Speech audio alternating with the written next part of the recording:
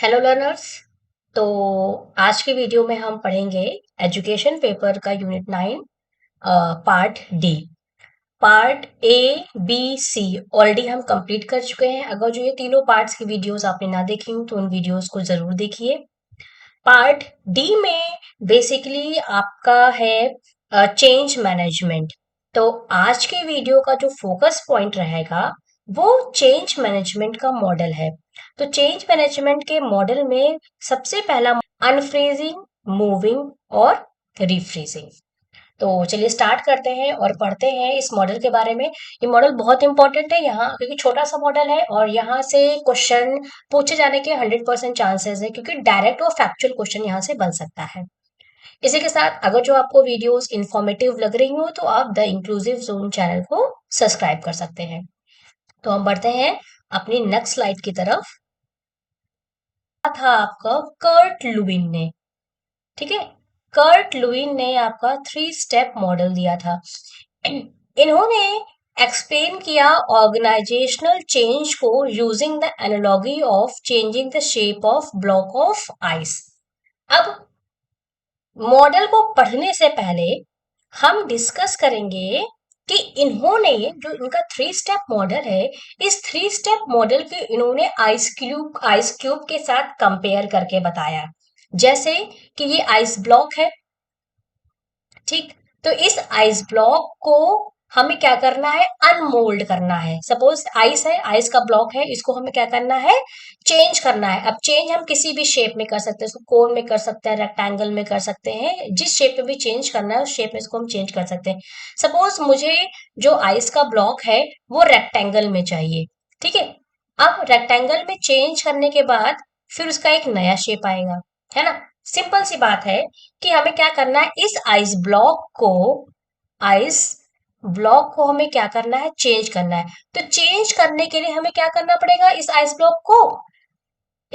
Block को हमें unfreeze करना पड़ेगा, ठीक है। इसको ये फ्रीज है, हमने इसको क्या किया, अनफ्रीज किया। अनफ्रीज करने के बाद इसकी स्टेट क्या हुई, लिक्विड फॉर्म में चेंज हो गई। अब लिक्विड फॉर्म में चेंज होने के बाद हमें क्या करना है, हमें उसको एक नए शेप में लेके आना है। और एक नया शेप क्या होगा, ये रेक्टेंगल के शेप में लेके आना है। तो हमने क्या किया, इसको चेंज किया, ठीक है। और चेंज करने के बाद फिर हमें ये जो हमें रेक्टेंगल शेप चाहिए, इस रेक्टेंगल शेप को हमें क्या करना है, परमानेंट करना है। तो परमानेंट करने के लिए हम क्या करेंगे, इसको दो क्या करेंगे, रीफ्रीज करेंगे। तो यही क्या है, जब हमें किसी ऑर्गेनाइजेशन में चेंज लाना होता है तो हम इस 3 स्टेज मॉडल को या 3 स्टेप मॉडल को हम यूज कर सकते हैं। तो कर्ट लेविन ने यही बताया एक आइस क्यूब का या आइस ब्लॉक का एग्जांपल लेके, कि जब हमें किसी आइस ब्लॉक को चेंज करना होता है, उसको रिशेप करना होता है, तो पहले हमें क्या करना पड़ेगा, उसको अनफ्रीज करना पड़ेगा। अनफ्रीज करने के बाद हम क्या करेंगे, उसको चेंज करेंगे। चेंज करने के बाद फिर हम उसको रीफ्रीज करेंगे, ठीक है। तो इसी को इन्होंने क्या बोला, 3 स्टेज प्रोसेस ऑफ चेंज कहा, ठीक है। तो आपको याद रखना है कि आप इसको 3 स्टेज प्रोसेस ऑफ चेंज के नाम से भी जान सकते हैं, 3 स्टेज मॉडल के नाम से भी जान सकते हैं। ये किसने दिया है, आपका कर्ट लुईन ने दिया है। इन्होंने इस मॉडल में 3 चीजों के बारे में बात की है।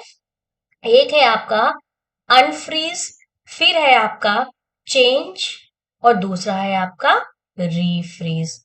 Is that clear. तो इन तीनों चीजों के बारे में कि अनफ्रीज, चेंज और रीफ्रीज को हम आगे की स्लाइड्स में डिटेल में डिस्कस करेंगे।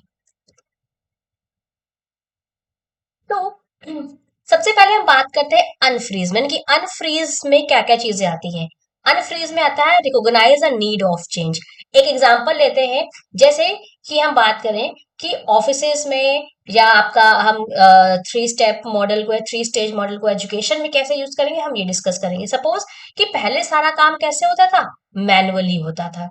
उसके बाद क्या हुआ, इसको कैंसिल करके अब सारा काम कैसा हो गया, कंप्यूटराइज हो गया, यानी कि ऑनलाइन सारा काम होता है, कंप्यूटर या कंप्यूटर का यूज करके हम सारा काम करते हैं। तो ये क्या हुआ कि हमने अनफ्रीज वाली स्टेज में हमने क्या किया, इस चेंज को रिकॉग्नाइज किया, पहचाना कि हाँ अब चेंज लाना चाहिए, जो काम मैनुअली होता था उसको हटाना पड़ेगा, ठीक है। तो चेंज को हमने क्या किया, उसको रिकॉग्नाइज किया। उसके बाद क्या किया, determine what needs to change. अब हमने ये पहचाना कि हमें चेंज चाहिए क्या। अब हमने ये कहा कि हम मैनुअल काम नहीं करेंगे, हम काम करेंगे कंप्यूटर का यूज करके। ठीक है, तो हमने क्या किया, चेंज को डिटरमाइन किया। फिर क्या, encourage the replacement of old behaviours and attitudes. अब होता क्या है कि चेंज बहुत आसानी से नहीं आता है। अब किसी किसी चीज का भी चेंज लाने के लिए जो पहले का बिहेवियर है लोगों के अंदर, जो उनका एटीट्यूड है, उसको रिप्लेस करने के लिए हमें क्या करना पड़ता है, एम्प्लॉयज को, वर्कर्स को, हमें क्या करना पड़ता है, उसको मोटिवेट करना पड़ता है, उनको इंकरेज करना पड़ता है चेंज लाने के लिए। उसके बाद क्या है, ensure there is a strong support from management. ठीक है, फिफ्थ है, manage and understand doubts and concerns. ठीक है, तो ये क्या होता है कि अनफ्रीज स्टेज में, सिंपल से आपको याद ये रखना है कि अनफ्रीज स्टेज में हम आइडेंटिफाई करते हैं कि हमें चेंज चाहिए क्या। दूसरा, चेंज, लोगों के अंदर चेंज लाने के लिए हमें उनको मोटिवेट करना पड़ता है ना, उनको हम उन्हें हमें उनके एटीट्यूड में चेंजेस लाने पड़ते हैं। तो ये क्या होता है, आपका अनफ्रीज स्टेज में होता है। अब अनफ्रीज स्टेज के बाद आता है आपका चेंज स्टेज। अब चेंज में क्या होता है, प्लान द चेंजेस। अब हमें क्या है कि हमें चेंजेस लाने क्या है, हमें चेंजेस कैसे लाने हैं, उन चेंजेस को हम क्या करते हैं, प्लान करते हैं। प्लान करने के बाद हमने क्या किया, उन चेंजेस को इम्प्लीमेंट किया। थर्ड क्या है, help employees to learn new concept और पॉइंट्स ऑफ द व्यू। अब जैसे कि हमने एग्जांपल लिया था कि अब सारा काम हम कैसे करेंगे, कंप्यूटर की हेल्प से करेंगे। तो कंप्यूटर को कैसे यूज करना है ना, इंटरनेट को कैसे यूज करना है, कंप्यूटर की हेल्प से हम शीट्स, मार्क्स, इवैल्यूएशन कैसे करेंगे, हमें ये सारी चीजें लर्नर्स को सिखानी पड़ेंगी, है ना। यानी कि जो लर्नर का ओल्ड बिहेवियर था अनफ्रीज स्टेज में, उसे हमें क्या करना पड़ेगा, चेंज स्टेज में उन्हें सिखा के उस बिहेवियर को हटाना पड़ेगा। तो ये क्या होता है, आपका चेंज स्टेज में आता है। फिर क्या हो गया, रीफ्रीज। अब चेंज स्टेज में आपने सारी चीजें सीख ली। अब सीखी हुई चीज को हमें क्या करना है, स्टेबल करना है, उसको उसको इक्विलिब्रियम फॉर्म में लेके आना है, उसे बैलेंस फॉर्म में लेके आना है। हमें उस चेंज को क्या करना है, परमानेंट करना है। तो चेंज को परमानेंट हम किस स्टेज में करते हैं, रीफ्रीज स्टेज में करते हैं, है ना। देखिए क्या लिखा है, changes are reinforce and stabilize. Changes को हमें क्या करना है, स्टेबलाइज करना है। यानी कि कंप्यूटर्स की हेल्प से जो भी चीजें सीखी गई हैं कि हमें काम कैसे करना है, उसके हमें स्टेबलाइज करना है, परमानेंट करना है उसको। Integrate the changes into normal way of doing things. Develop ways to sustain the change, है ना, हमें उस चेंज को सस्टेन करने के लिए नई नई चीजों को डेवलप करना पड़ेगा। देन है सेलिब्रेट द सक्सेस। तो ये क्या है, आपका थ्री स्टेज मॉडल है, बहुत सिंपल सा मॉडल है। आप किसी भी सिचुएशन में इसको फिट कर सकते हैं, चाहे वो ऑर्गेनाइजेशन हो, चाहे वो कोई कंपनी हो, चाहे वो कॉलेज हो, चाहे वो यूनिवर्सिटी हो। किसी भी चीज में चेंज लाने के लिए आप इस मॉडल को यूज कर सकते हैं।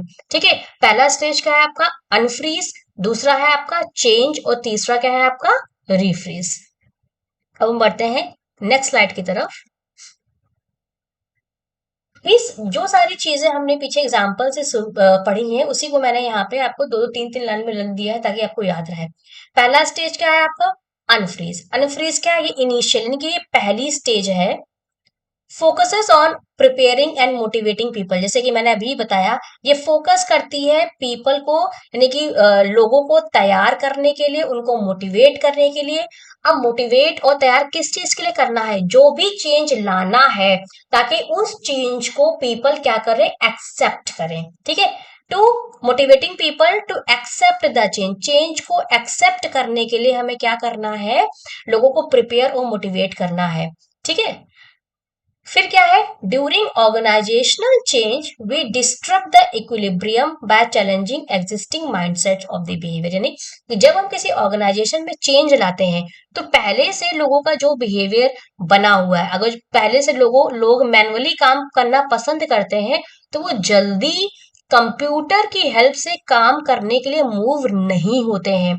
तो हमें क्या करना है, लोगों को पहले इस चेंज के लिए हमें प्रिपेयर करना पड़ता है, उनको मोटिवेट करना पड़ता है, ताकि वो चेंजेस को एक्सेप्ट करें। ठीक है ना। यानी कि जब चेंजेस को एक्सेप्ट करेंगे, तो पहले ये क्या था, मैनुअल काम करने के लिए इक्विलिब्रियम स्टेट पे थे, तो अब क्या हो गया, वो इक्विलिब्रियम स्टेट इनकी अनइक्विलिब्रियम स्टेट में आ जाएगी, ताकि वो है ना। ये अब हुआ क्या कि जो भी चैलेंजिंग टास्क है, जो भी उनका माइंडसेट है, जो भी उसका बिहेवियर, उसको हमें क्या करना है, बदलना है। तो ये क्या होता है, आपका अनफ्रीज स्टेज में ये आता है। दूसरा है चेंज, है ना। दूसरी स्टेज क्या है, चेंज। चेंज या ट्रांजिशन भी बोल सकते हैं आप। इस स्टेज में क्या होता है, this stage involves implementing the actual change. जो भी चेंज हमें लाना है, यहाँ पे उस चेंज को इम्प्लीमेंट किया जाता है।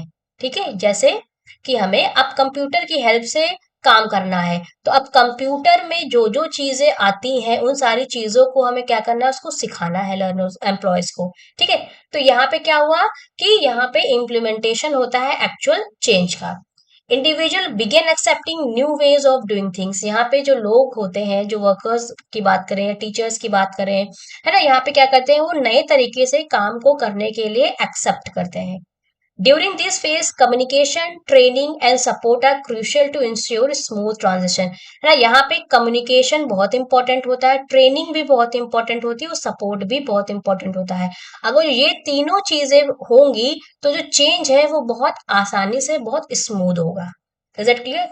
देन थर्ड स्टेज है आपकी रीफ्रेज। रीफ्रेज में मैंने आपको बताया, यहाँ पे जो भी चेंज लेके आया जाता है, उसको क्या करते हैं हम, परमानेंट करते हैं। यानी कि उसको हम क्या, इस चेंज को हम क्या कर देते हैं, रिफ्रीज कर देते हैं, ताकि जो चेंज किया गया है वो दोबारा से फिर अनफ्रीजिंग स्टेज में ना जाए।